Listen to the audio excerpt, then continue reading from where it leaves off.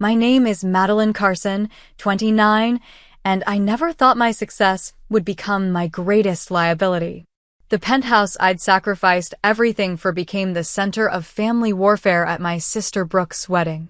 When my parents demanded I sign it over to the newlyweds, my refusal earned me a stinging slap from my mother that echoed through the reception hall. "Don't be selfish," she hissed as guests stared. I didn't cry or scream. Instead, that slap awakened something in me. My revenge would echo through their lives forever. Before I tell you what happened next, let me know where you're watching from and hit that subscribe button if you've ever had to stand up against family who tried to take what you worked for. Growing up in a middle-class Boston suburb, the dynamics in the Carson family were clear from the beginning. I was the responsible one, while my sister Brooke was the undisputed golden child. 3 years younger than me, Brooke had a natural charm that captivated everyone, especially our parents. Diana and Robert Carson weren't terrible parents. They provided a stable home and encouraged education, but the favoritism was undeniable. When report cards came home, my straight A's were expected, while Brooke's passing grades were celebrated. When I won academic competitions, my parents would nod approvingly before quickly shifting the conversation to Brooke's latest social achievement or fashion choice. The pattern was subtle at first, but grew more pronounced as we entered our teen years. College marked our first major divergence. I received acceptance letters from several prestigious universities, including Yale and Columbia, but the celebrations were muted by the reality that came with them. I would need to pay my own way. My parents sat me down for the talk about financial responsibility. "You're so smart and capable, Madeline," my mother said, her hand patting mine in what felt like consolation rather than congratulation. "We know you'll figure it out. Your father and I need to save for Brooke's education. You understand, don't you?" I did understand. I understood that their retirement accounts were healthy, that they had just purchased a new SUV, and that my needs simply ranked lower on their priority list. Still, I nodded and accepted my fate. During my 4 years at Boston University, I juggled 3 part-time jobs while maintaining my GPA. I worked as a research assistant, waited tables on weekends, and took overnight shifts at a 24-hour convenience store during exam periods. Sleep became a luxury I couldn't often afford. Meanwhile, when Brooke entered NYU 2 years later, our parents covered her tuition, apartment, and living expenses. After graduation, I faced the brutal reality of the 2008 financial crisis. The real estate market, my chosen field, was in shambles. While my classmates retreated to their parents' homes or took whatever jobs they could find, I remained determined. I started at the very bottom, working as an administrative assistant at a struggling real estate firm where the pay barely covered my shared apartment's rent. For 2 years, I observed, learned, and positioned myself for opportunity. When the market began to recover, I had developed enough industry knowledge and connections to secure a junior agent position. My work ethic became legendary in the office, first to arrive, last to leave, always available for clients. By 27, I had climbed to become one of the top producing agents in Boston's luxury market. The Penthouse represented everything I had worked for. Located in a renovated historic building in Beacon Hill, it offered panoramic views of the Charles River and the Boston skyline. At $1.8 million, it stretched my financial limits, but after crunching the numbers and securing a favorable mortgage, I signed the papers. The 1,800 square feet of hardwood floors, exposed brick walls, and floor-to-ceiling windows were mine, all mine. When I hosted a small housewarming gathering, my parents attended but spent most of the evening making comments like, "It's so much space for just one person," and "I hope you're not overextending yourself, dear." Brooke wandered through my rooms with an expression that mixed envy with expectation, as though my achievement somehow belonged to her too. By this time, Brooke had graduated with a communications degree, but showed little interest in building a career. She worked sporadically at fashion boutiques and PR firms, never lasting more than a few months at any position. Our parents subsidized her, finding herself phase, covering her rent when she came up short and funding her frequent career changes. When Brooke met Wesley Pierce at a charity gala, our parents were ecstatic. The Pierces were Boston aristocracy, old money with the right connections. What no one mentioned, though whispers circulated in certain circles, was that the Pierce fortune had dwindled significantly over the last 2 generations. They maintained the appearance of wealth while quietly selling off assets to sustain their lifestyle. Throughout all these years, I never stopped seeking my parents' approval. Each achievement, each promotion, each milestone was shared with them in the hope that finally, they would see me. Really see me. The validation never came, but I couldn't stop trying. My mother, Diana, a former beauty queen who had given up a budding modeling career to raise us, lived vicariously through Brooke's social ascension. My father, Robert, an insurance executive who valued stability and appearances, saw Brooke as the daughter who would elevate the family's status through the right marriage. I was the steady one, the reliable one, the one who didn't need attention until I needed something from them. My penthouse became more than just a home. It represented my independence, my success despite their lack of support, and most importantly, my value. The eastern exposure filled the master bedroom with morning light that warmed the custom walnut floors. The kitchen featured marble countertops and professional-grade appliances where I taught myself to cook gourmet meals. The terrace garden, my weekend project, bloomed with herbs and flowers even in Boston's unforgiving climate. Every corner reflected choices I had made for myself, by myself. Little did I know that the space I had created would soon become the battleground for a family war I never wanted to fight. Brooke's engagement to Wesley Pierce unfolded like a fairy tale, at least that's how my mother described it to anyone who would listen. Wesley proposed at sunset on his family's yacht in Nantucket Sound, presenting Brooke with his grandmother's 5-carat diamond ring. When Brooke called to share the news, I could hear my mother's voice in the background already discussing venue options. "We're thinking June at the Pierce family estate," Brooke gushed over the phone. "And Maddie, I want you to be my maid of honor. You're so good at organizing things." What Brooke meant, as I would soon discover, was that she wanted me to handle the difficult vendors, manage the budget spreadsheets, and mediate family disagreements while she enjoyed being the bride. Still, I accepted the role with genuine enthusiasm. Despite our complicated relationship, I loved my sister and wanted her day to be special. The initial budget my parents proposed for the wedding was generous, but reasonable. Until the Pierces got involved. What started as an elegant 150-person celebration quickly expanded to include 300 guests, many of whom were business associates and social connections of the Pierce family. The venue changed from the family estate, which, I later learned, had been quietly sold 2 years prior, to the exclusive Rosecliff Mansion in Newport, Rhode Island. 3 months before the wedding, my mother called me in a panic. "Madeline, we need to discuss the financial arrangements," she said, her voice tense. "The wedding costs have exceeded our expectations." What followed was a carefully choreographed guilt trip about how my father's recent investment losses and their support of Brooke over the years had strained their resources. Without directly asking, my mother made it clear she expected me to contribute significantly to the wedding expenses.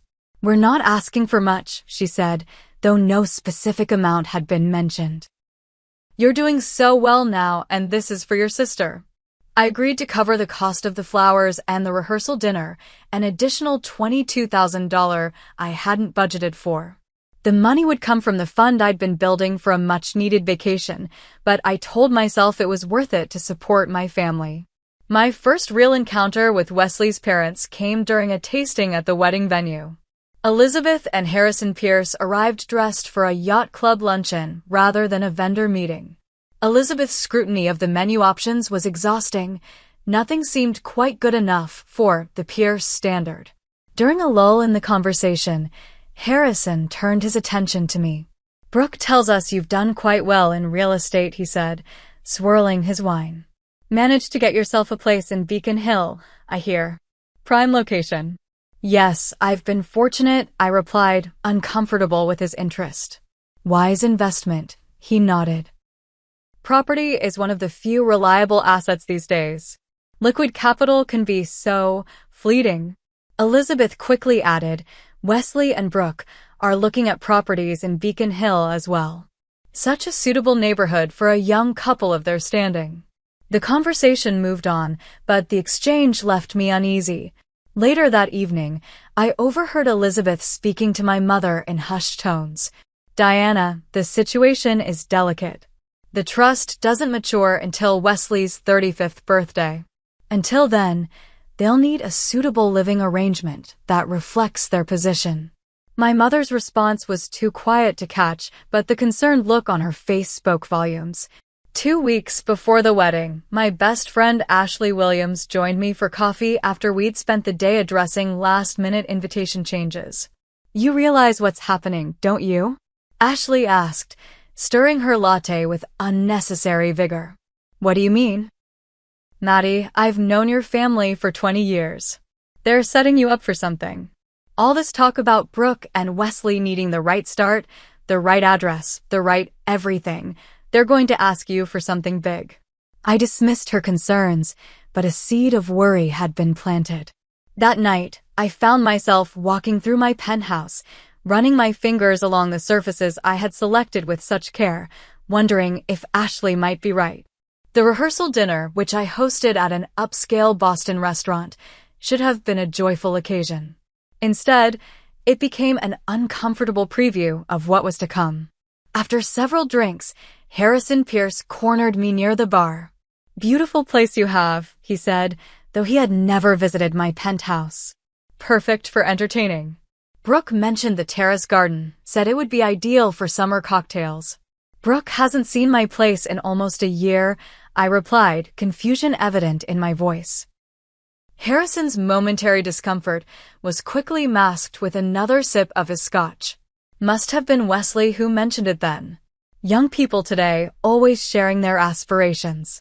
The night before the wedding, as final preparations reached a fever pitch, my mother found me alone in the bridal suite, organizing Brooke's accessories for the following day. Madeline, she began, her voice adopting the gentle tone she reserved for difficult conversations, you've always been our rock. So independent, so capable. I murmured a thank you, focusing on arranging Brooke's jewelry. Your sister has always needed more guidance, more support, she continued. Her partnership with Wesley is everything we've hoped for her, but they'll need help establishing themselves. I've already contributed to the wedding, Mom, I said, a defensive edge creeping into my voice. Of course, and we're grateful. But a wedding is just one day. Marriage is a lifetime. She paused, choosing her words carefully. You should consider how you might help them build their future together. After all, family is everything. The implication hung in the air between us, but neither of us acknowledged it directly. As she left the room, a chill settled over me that had nothing to do with the air conditioning. The morning of Brooke's wedding dawned with picture-perfect weather, clear blue skies, and a gentle breeze that seemed custom-ordered for the occasion. The ceremony was scheduled for 4 o'clock, allowing ample time for the elaborate preparation process. In the bridal suite, chaos reigned as hairstylists, makeup artists, and photographers circulated among the bridal party. Brooke, naturally, was the calm center of the storm, radiant in her pre-wedding glow. When she stepped into her gown, a custom Vera Wang creation with a 15-foot train, even I felt my breath catch. My complicated, frustrating, beloved sister looked like something from a fairy tale. You look beautiful, Brooke, I said, helping to arrange her train. For a moment, the sister I remembered from childhood, before the competition and expectations, smiled back at me. Thanks, Maddie. For everything. The sincerity in her voice made me hope that perhaps, once the wedding stress passed, we might find our way back to a genuine relationship. The ceremony itself was flawless. Against the backdrop of Rosecliff's oceanfront gardens, Brooke and Wesley exchanged vows while 300 guests looked on. My parents sat in the front row, my mother dabbing at tears with a monogrammed handkerchief, my father beaming with pride. From my position beside Brooke, I watched her become Mrs. Wesley Pierce, hoping this union would bring her the happiness she sought. The reception began with cocktails on the terrace before moving into the ballroom for dinner. I had just finished my maid of honor duties, organizing the bridal party for introductions, ensuring Brooke's dress was properly bustled for dancing when my father approached. "Madeline, would you join us for a moment?" "In the library." Something in his tone made my stomach tighten, but I nodded and followed him through the grand hallway into a wood-paneled room where several people waited. My mother, Harrison, and Elizabeth Pierce, and, to my surprise, Brooke and Wesley, still in their wedding finery. "What's going on?" I asked, looking from face to face. "Is everything all right?" My mother stepped forward, taking my hands in hers. "Madeline, dear, we wanted to speak with you privately, as a family, about Brooke and Wesley's future."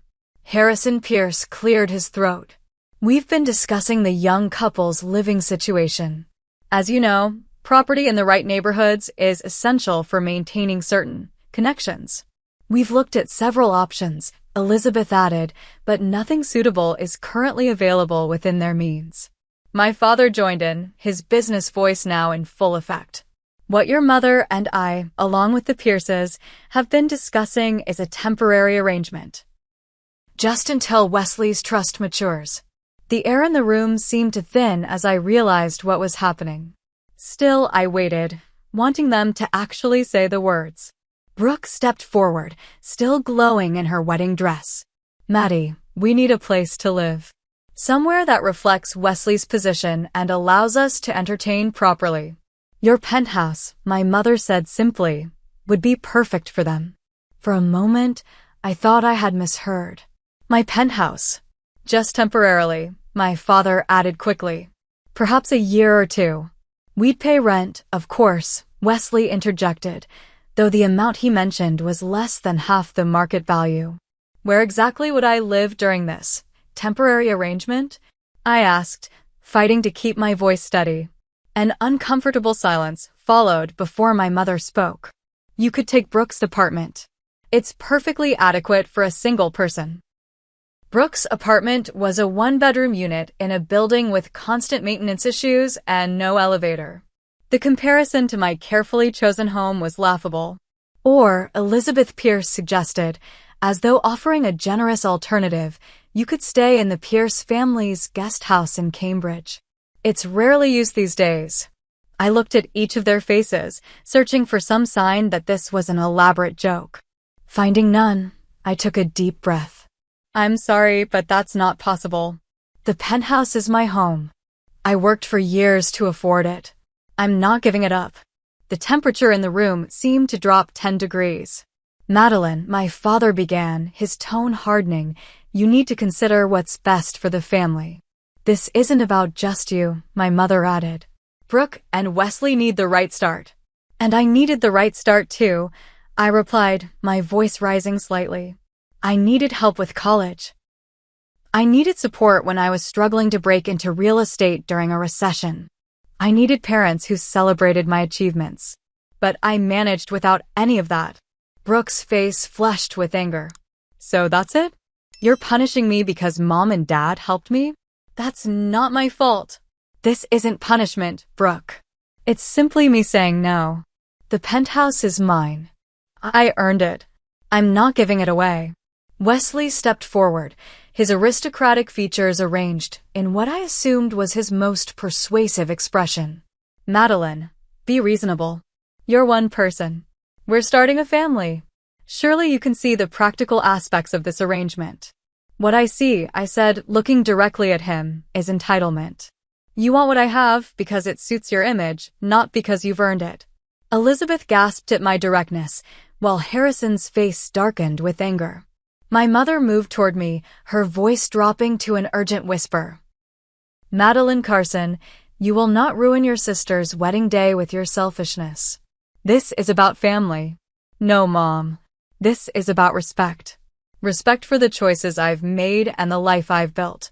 What happened next occurred so quickly I barely had time to register it.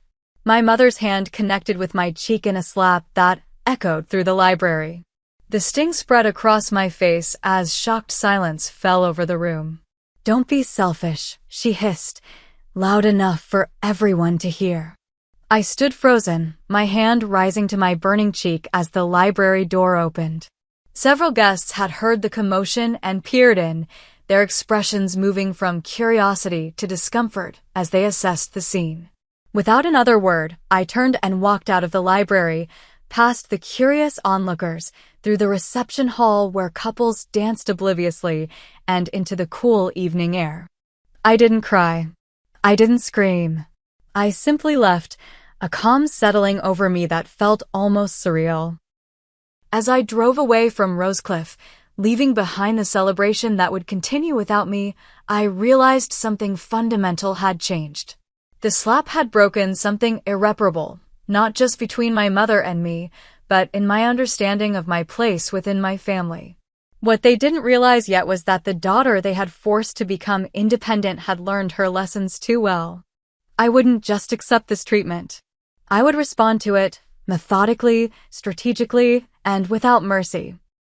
The morning after the wedding, I woke in my penthouse with a strange sense of calm. The events of the previous evening played through my mind like scenes from someone else's life, the confrontation, my mother's slap, my silent exit. My phone displayed dozens of missed calls and messages, but I wasn't ready to engage with any of them yet. Instead, I made coffee and sat on my terrace, watching the early light play across the Boston skyline. This view, these walls, this space that I had created for myself, they had tried to take it from me as if my achievements were community property to be redistributed according to their whims. By mid-morning, I finally scrolled through the messages. From my father, "Your mother is distraught. You need to apologize for causing a scene." From Brooke, "Thanks for ruining my wedding night. Everyone was talking about your dramatic exit instead of celebrating us." From various relatives, variations on "family comes first and you should be ashamed." Only one message offered a different perspective. Ashley had texted, "Heard what happened. They crossed a line. Call me when you're ready to talk." I spent Sunday in a state of suspended animation, processing what had occurred and what it revealed about my family dynamics. By Monday morning, I had formulated a simple plan. I would continue my life as normal while maintaining distance from my family until they acknowledged their inappropriate behavior. This plan lasted precisely 3 hours. At 11:37 a.m., my office receptionist buzzed to inform me that my mother was in the lobby. Diana Carson swept into my office as if the events of Saturday night had never occurred. Dressed impeccably in a Burberry coat and pearl earrings, she placed a small gift bag on my desk. "Peace offering," she said with a smile that didn't quite reach her eyes. "Those macarons you like from the French bakery in Back Bay." I left the bag untouched. "What can I do for you, Mom?" She sighed dramatically. "Madeline, we need to move past this unfortunate misunderstanding. Your sister is devastated that you left her reception." It wasn't a misunderstanding. "You demanded I give up my home, then slapped me when I refused." I reacted poorly, she conceded, though her tone suggested minimal remorse. "But you have to understand the pressure we're all under. The Pierces have certain expectations for their son's lifestyle. That's not my problem. Family problems are everyone's problems, Madeline. We need to find a solution that works for all of us. There already is a solution. Brooke and Wesley can live within their means like everyone else." My mother's facade of pleasantness cracked slightly. "They can't just live anywhere. Wesley has appearances to maintain for his career prospects. Then Wesley should earn enough to maintain those appearances." The conversation continued in circles until my assistant knocked to remind me of a client meeting. My mother left with her gift bag of macarons, having achieved nothing except confirming that I wouldn't easily be manipulated. That evening, I met Ashley at our favorite wine bar. After filling her in on my mother's visit, She reached into her purse and pulled out her tablet. "There's something you should see," she said, her expression serious. Ashley worked in finance and had access to certain databases. I did some digging into the Pierce family finances. The documents she showed me confirmed what I had suspected. The Pierce family fortune was largely an illusion. They had been selling assets for years to maintain their lifestyle. Wesley's trust fund, which everyone kept mentioning, contained a fraction of what had been implied. "There's more," Ashley said, swiping to another screen. "Look at the date Brooke toured these properties." I stared at a real estate agent's showing schedule. 3 months before the wedding, Brooke had viewed multiple luxury properties in Beacon Hill, including my building. "She couldn't afford any of these," I murmured. "Exactly. So why tour them unless she already had a plan to acquire one without paying for it," I finished, a cold realization settling in my stomach. Over the next 2 weeks, I pieced together more of the puzzle. A casual conversation with my building's doorman revealed that Brooke and Wesley had visited my penthouse twice while I was on business trips. "Your sister said you asked her to water your plants," he explained apologetically when he saw my shocked expression. A college friend who worked at the architectural firm Wesley occasionally consulted for mentioned that Wesley had been showing people photos of his new place in Beacon Hill weeks before the wedding. The most damning evidence came from an unexpected source. My father's secretary, with whom I had always maintained a friendly relationship, called me with concern. "Madeline, I shouldn't be telling you this, but I overheard your parents discussing your penthouse with the Pierces back in March.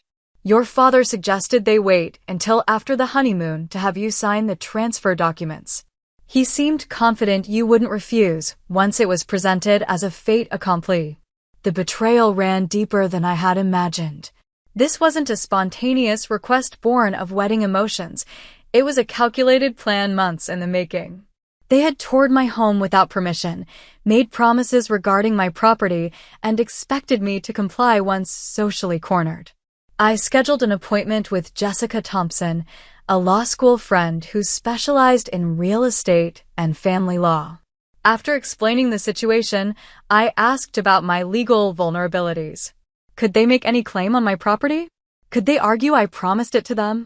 Jessica shook her head firmly. Without written documentation, any verbal claim would be extremely difficult to prove. Your property is solely in your name, purchased with your funds and maintained by you. They have no legal standing whatsoever. What about family pressure? Social pressure? That's not a legal issue, Maddie. That's a personal boundary issue. She leaned forward, her expression serious. The question isn't whether they can take your property, they can't. The question is how you'll respond to this breach of trust. As I left Jessica's office, my phone buzzed with a text from Brooke. "We're back from the honeymoon. Mom says you're still being difficult about the apartment situation. We need to resolve this before we start moving our things." The presumption in her message crystallized my resolve. This wasn't just about a property dispute. It was about years of manipulation, favoritism, and entitlement. My family had shown me exactly how they viewed me, not as a person with my own life and achievements, but as a resource to be tapped for Brooke's benefit. I spent that evening sitting in each room of my penthouse, remembering the overtime hours, missed social events, and sacrifices that had made this space mine. In the soft glow of the city lights streaming through my windows, I made my decision. The time for passive acceptance was over. If my family wanted war, I would give them one fought on my terms, with my weapons of choice. The term revenge carries connotations of hot-blooded retaliation, of actions taken in the heat of anger.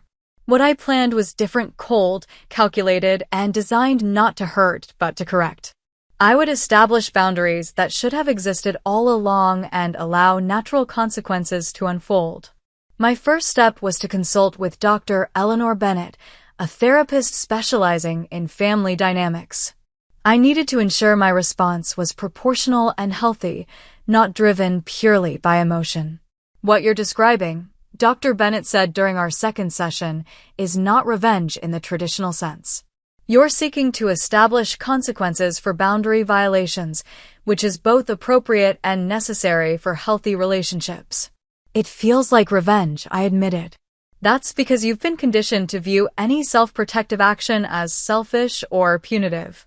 Your family has trained you to prioritize their needs above your own. Breaking that pattern will naturally feel uncomfortable. With Dr. Bennett's guidance, I developed a framework for moving forward, one that prioritized my well-being while leaving room for genuine reconciliation should my family choose that path. Armed with this psychological clarity, I turned my attention to practical matters.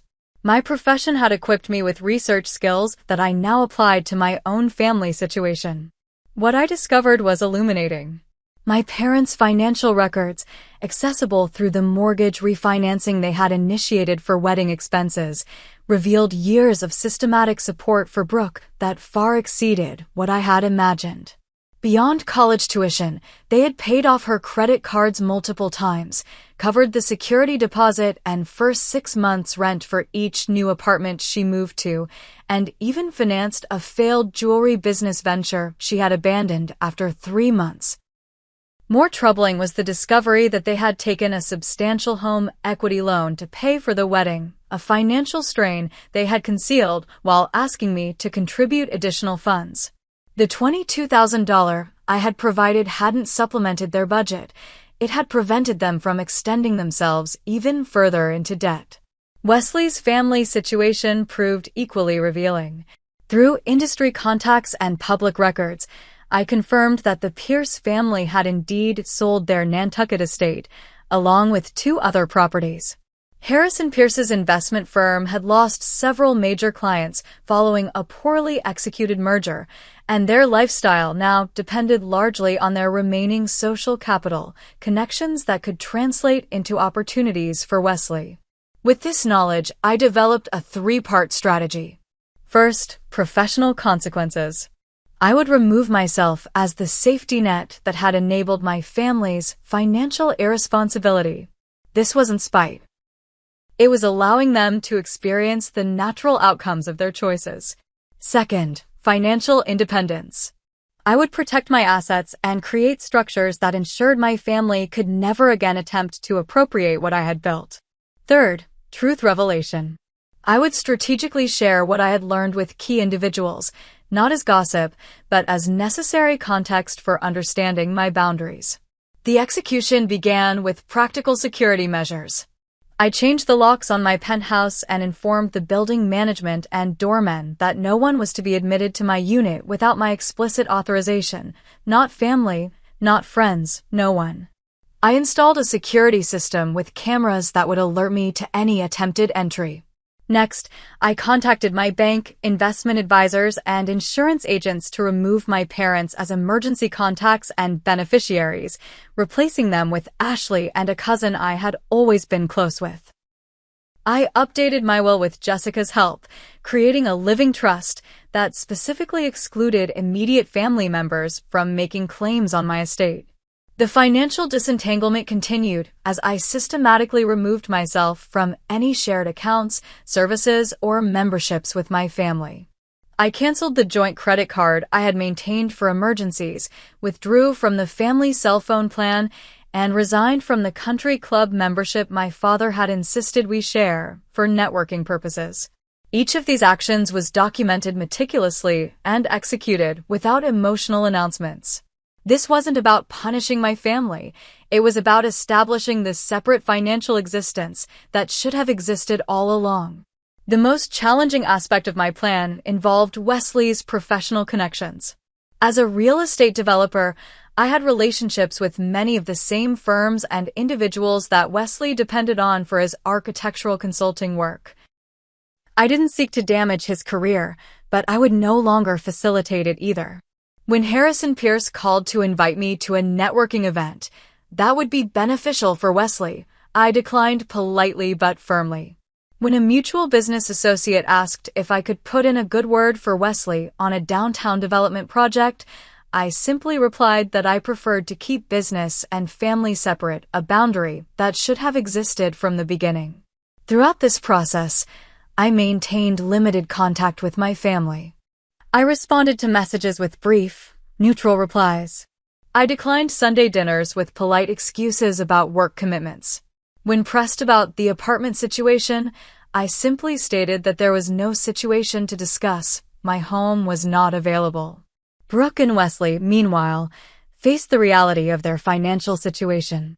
Without my penthouse as an option, they leased a 2-bedroom apartment in a less prestigious neighborhood.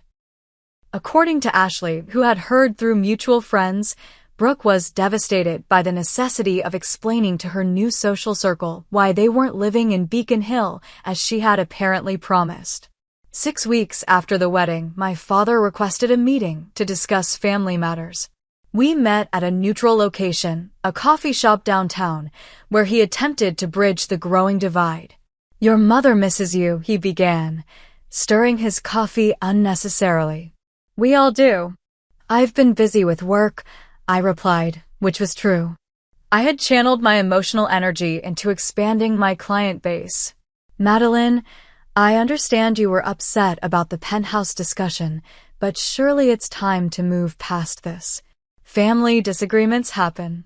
This wasn't a disagreement, Dad. It was an ambush, followed by physical and emotional abuse when I didn't comply. He winced at my characterization. "Your mother regrets losing her temper. She was under tremendous stress with the wedding." "Has she said that?" "That she regrets slapping me." His hesitation told me everything. "She's not good at apologies, you know that." "Then we don't have anything to discuss." As I gathered my belongings to leave, he made one last attempt. "Brooke and Wesley are struggling with their housing situation. Nothing they can find meets their needs. Their needs and their means are misaligned. That's a budgeting problem, not a me problem." My father's expression hardened. "You've changed, Madeline." "No, Dad. I've just stopped accepting the role you assigned me." As the weeks passed, my strategy evolved based on new information and changing circumstances. When I discovered that my parents had listed me as a financial guarantor on Brooke's student loans without my knowledge, something I found while reviewing my credit report, I contacted the loan servicer to have my name removed, forcing my parents to either take full responsibility or risk Brooke's credit. When Brooke attempted to use my business address for a credit application, another discovery from my regular credit monitoring, I sent a formal cease and desist letter through Jessica. It wasn't punitive, it was protective. 3 months after the wedding, my plan was fully implemented.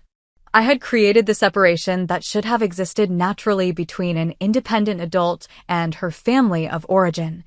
I had protected my assets from future attempts at appropriation, and I had positioned myself to respond to any genuine efforts at reconciliation from a place of strength rather than obligation. What I hadn't anticipated was how empowering this process would be. Free from the constant drain of family expectations and manipulations, my business flourished. I secured 2 major development projects that had previously seemed beyond my reach. I developed new friendships with people who respected my boundaries. I even began dating again, meeting Ryan Campbell, a commercial litigation attorney who understood my family situation without judgment. The revenge, if it could be called that, wasn't in hurting my family, it was in finally prioritizing myself. As autumn settled over Boston, the full impact of my boundary setting began to manifest in ways I hadn't entirely anticipated. What had begun as self-protection evolved into a powerful reclamation of my identity separate from family expectations. The first significant moment came when my parents' financial advisor contacted me about contributing to their retirement planning. This had been an annual conversation for years, subtle pressure to help secure their future since Brooke would never be in a position to assist. This time, my response was different. "I'm focusing on my own retirement planning now," I explained calmly. "I'm sure you understand the importance of financial independence." His pause spoke volumes. "Your parents seemed confident you would continue the annual contributions. They didn't consult me before making that assumption." Within days, my mother called, her voice tight with controlled anger. "The financial advisor says you're refusing to help with our retirement." After everything we've done for you. I'm not refusing to help, Mom. I'm prioritizing my financial security, just as you taught me to do. This is about the wedding, isn't it? You're punishing us. No, it's about me making independent decisions about my money, just like you and Dad make independent decisions about yours. The conversation ended without resolution, but I felt no guilt, only a growing sense of liberation. My professional disengagement from Wesley's career had more immediate consequences. Without my connections facilitating introductions and vouching for his reliability, he struggled to secure the prestigious projects he had counted on. According to industry gossip, he had been forced to take on smaller residential jobs that he considered beneath his talents. When we encountered each other at a Chamber of Commerce event, his resentment was palpable. Enjoying your campaign of family destruction, he asked under his breath as we stood near the bar. I'm enjoying professional boundaries, I replied, maintaining my composure. Your career success should never have depended on your sister-in-law. His face flushed. Brooke was right about you. Always keeping score, always holding grudges. Is that what she says? Interesting, considering I paid for a quarter of your wedding without complaint. I walked away before he could respond, leaving him to contemplate the irony of his accusations. The situation with Brooke evolved more slowly. After weeks of passive-aggressive text messages, she suggested meeting for lunch to clear the air. We met at a restaurant equidistant from our workplaces, a gesture of neutrality I appreciated. You look good, she said as we settled at our table, sounding almost surprised. Work must be going well. It is, I acknowledged. How are you adjusting to married life? It would be better if we had adequate housing, she said, the familiar note of entitlement creeping into her voice. The apartment is temporary, of course. Wesley deserves better. Most people start small and work their way up. She sighed dramatically. That's easy for you to say from your penthouse. Some of us had different life paths. Yes, we did. I worked 3 jobs through college and started at the bottom of my industry during a recession. You had your education fully funded and received ongoing financial support from our parents. Her expression shifted from self-pity to indignation. Are you saying I haven't worked for anything? I'm saying we've had different levels of support, which has led to different outcomes. That's not a judgment. It's a fact. The conversation circled uncomfortably until Brooke finally addressed the elephant in the room. Mom and Dad are hurt by your distance. They feel like you've abandoned the family. I haven't abandoned anyone. I've established boundaries after my boundaries were violated. The penthouse thing? That was just a suggestion. It was a demand, Brooke. Made after you had already toured my home without permission and told people you would be living there. Followed by Mom slapping me when I refused. Her silence confirmed what I had suspected. She had known about the plan all along. We thought you'd understand once we explained the situation, she finally said. The situation being that Wesley's family isn't as wealthy as they pretend to be, and you needed my property to maintain appearances? Her eyes widened. How did you? I'm in real estate, Brooke. Property records are public. Asset sales are traceable. The remainder of lunch was tense but civil. As we parted, Brooke attempted one last appeal to family loyalty. We used to be close, Maddie. Remember when we were kids? Before everything got so complicated. I remember, I said, genuinely nostalgic for those simpler times. But we can't go back. We can only go forward with honest relationships or not at all. As I implemented my boundaries, I discovered unexpected allies. My father's sister, Aunt Caroline, called me after hearing my parents' version of events. I want to hear your side, she said simply. Your mother called you selfish, but that doesn't sound like the niece I know. I shared the facts without embellishment, the ambush at the wedding, the unauthorized tours of my home, the slap, the ongoing entitlement. Your mother pulled similar stunts with her sisters and Caroline's side, always expecting others to sacrifice for her comfort. I'm proud of you for standing your ground. Her support reinforced my conviction that I wasn't overreacting or being vindictive. I was simply refusing to participate in unhealthy dynamics that had persisted for too long. The most satisfying aspect of my so-called revenge was watching my parents face the financial reality they had created. Without my contributions and with Brooke now expecting their continued support as a married woman, they were forced to downsize from their suburban home to a condo. When news of their exciting decision to simplify reached me through family channels, I recognized the face-saving narrative for what it was.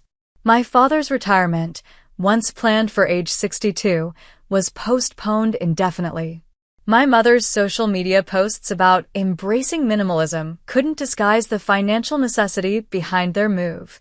I took no pleasure in their difficulties, but I recognized the importance of natural consequences. For years, they had made financial decisions based on the assumption that I would supplement their resources while they directed those resources toward Brooke. Without that arrangement, they had to confront the reality of their choices. 6 months after the wedding, my parents made one final attempt to restore the previous dynamic. They invited me to dinner at their new condo, and against my better judgment, I accepted. The evening began pleasantly enough with careful small talk about neutral topics. As dessert was served, however, my father cleared his throat in the way he always did before making a business proposition. "Your mother and I have been thinking about family harmony," he began. "We've all been through a difficult period, and it's time to put it behind us." My mother nodded eagerly. "Family should always come first, Madeline." "I agree that healthy family relationships are important," I replied cautiously. "Excellent," my father continued. "Then you'll understand why we need to discuss the family financial strategy. Brooke and Wesley are planning to start a family soon, and they'll need a larger place. Meanwhile, our retirement portfolio has faced some challenges." I set down my coffee cup carefully. "Are you asking me for money?" "Not asking," my mother interjected quickly. "Discussing family resources allocation. We've always been a family that supports each other." "In one direction," I pointed out. "You support Brooke. I support myself. And now you want me to support all of you." "That's an ungenerous characterization," my father said, his tone hardening. "It's an accurate one. And my answer is no." The facade of family reconciliation crumbled immediately. "After everything we've done for you," my mother began, her voice rising. "What exactly have you done for me, Mom? List it for me. Be specific." Her inability to produce concrete examples beyond giving you life and providing a roof over your head as a child spoke volumes. As I prepared to leave, my father made one last appeal. "This isn't who we raised you to be, Madeline."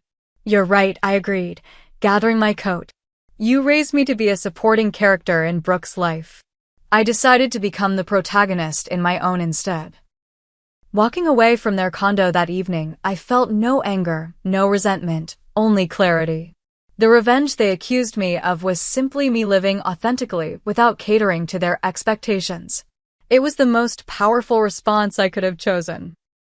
1 year after Brooke's wedding, I stood on my penthouse terrace watching the sunset paint the Boston skyline in shades of gold and pink. The garden I had cultivated was in full bloom, herbs and flowers thriving in carefully arranged containers. Inside, Ryan was preparing dinner, our 1-year anniversary of dating. The past 12 months had brought significant changes, both expected and surprising. My professional life had flourished beyond my projections. With my emotional energy no longer drained by family drama, I had expanded my real estate development company to include a small team and had completed 2 major projects that earned industry recognition. My personal growth had been equally significant. Through continued work with Dr. Bennett, I had processed the complex emotions surrounding my family relationships, the lingering hurt, the occasional guilt, the relief of liberation. I had learned to recognize the difference between healthy boundaries and punitive distance, between self-respect and vindictiveness. The most unexpected developments came from my family themselves. After months of silence following our final confrontation, my father reached out with a brief email. "I've been reflecting on our last conversation. You raised points I wasn't prepared to hear. I'm not ready to discuss this further, but I wanted you to know I'm thinking about what you said." It wasn't an apology, but it was an acknowledgement, something I had never received from him before. Brooke and Wesley's situation had evolved in ways that validated my decisions. The apartment they had considered beneath them became their permanent residence when Wesley's architectural practice struggled to attract the high-end clients he had counted on. According to family gossip, they had postponed their plans for children due to financial constraints. What surprised me most was my lack of satisfaction in their difficulties. I had expected to feel vindicated, perhaps even pleased, that they were experiencing the natural consequences of their entitlement. Instead, I felt only a distant compassion. Their struggle wasn't my victory, it was simply the reality they had created for themselves. My mother remained the most resistant to our new dynamic. Her attempts to re-establish control ranged from guilt-inducing messages, "I cry myself to sleep wondering where I went wrong with you," to false medical emergencies designed to compel my attention. Each time, I responded with calm detachment, offering appropriate support without sacrificing my boundaries. The most healing relationship proved to be with my Aunt Caroline, who had become something of a surrogate mother figure. Unlike my parents, she celebrated my successes without expectation or comparison. Her wisdom about family patterns helped me understand the generational dynamics that had shaped my mother's behavior. Diana was always told her value was in her beauty and charm, Aunt Caroline explained during one of our regular lunches.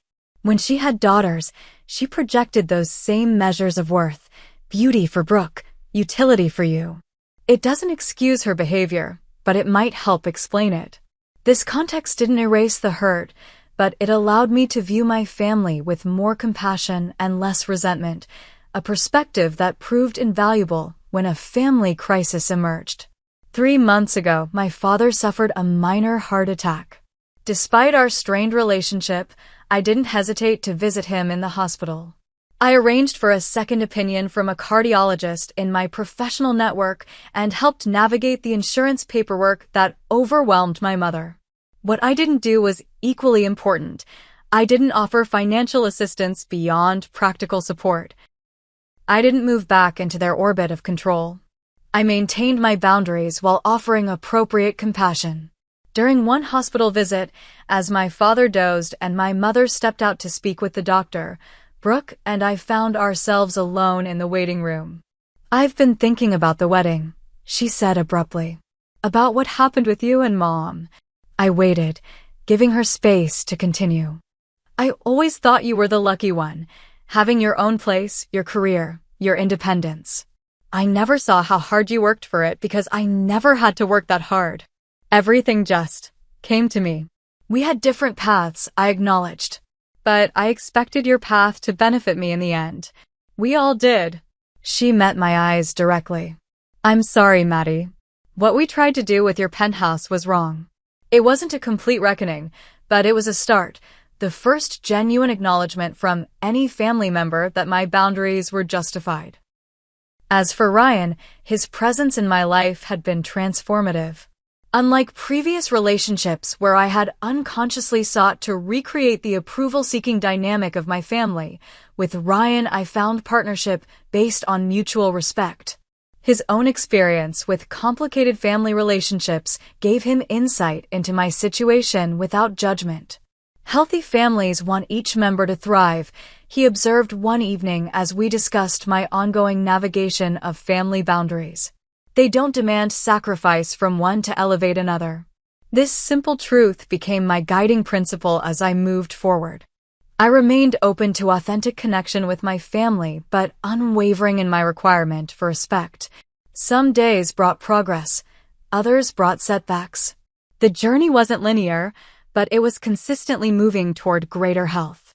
The revenge my family had accused me of, establishing independence, requiring respect, allowing natural consequences, had transformed into something else entirely. Healing. Not just for me, but potentially for all of us as painful truths gave way to more authentic relationships. Standing on my terrace as Ryan called me in for dinner, I reflected on the lesson that had emerged from this difficult chapter.